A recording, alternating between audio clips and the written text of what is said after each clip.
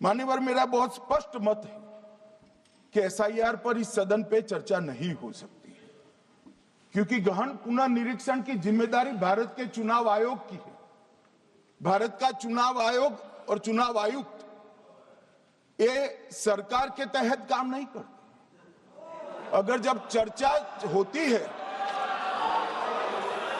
होती है और कुछ सवाल खड़े किए जाएंगे तो इसका जवाब कौन देगा?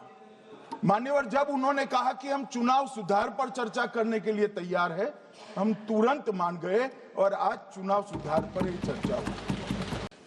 माननीय अध्यक्ष जी, इस विषय पर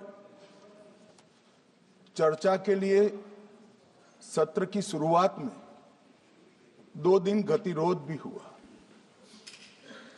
इससे एक प्रकार की गैर समझ, गलत धारणा जनता के बीच में पड़ी कि हम लोग ये चर्चा नहीं चाहते।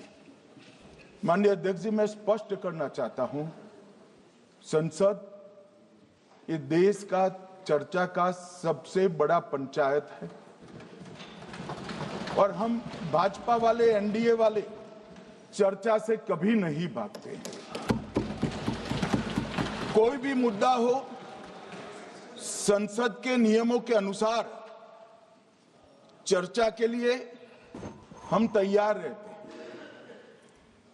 हमने 2 दिन तक विपक्ष के चर्चा करी कि इसको बाद में किया जाए, 2 सत्र बाद में किया जाए, मगर नहीं माने।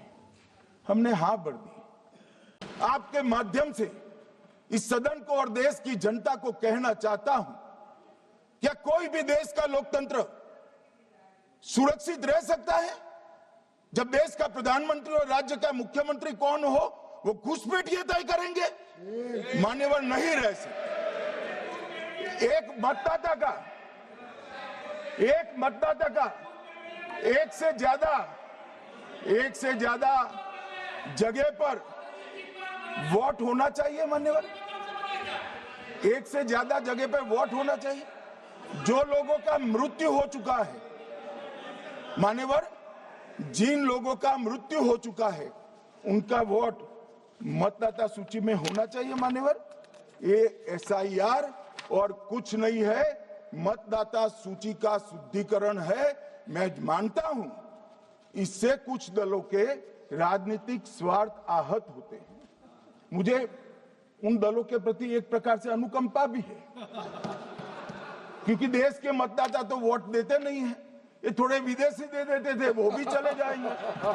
मगर मान्यवर, क्या हमने भारत के नाते निर्णय करना पड़ेगा कि इस देश की संसद को चुनने के लिए, राज्य की विधानसभा को चुनने के लिए विदेशी को वोट देने का अधिकार देना है या नहीं देना है? और मेरा मत है, मेरा विनम्र मत है मान्यवर, कि ये नहीं देना चाहिए। If you like this video, then like, share and subscribe to Mirror Now.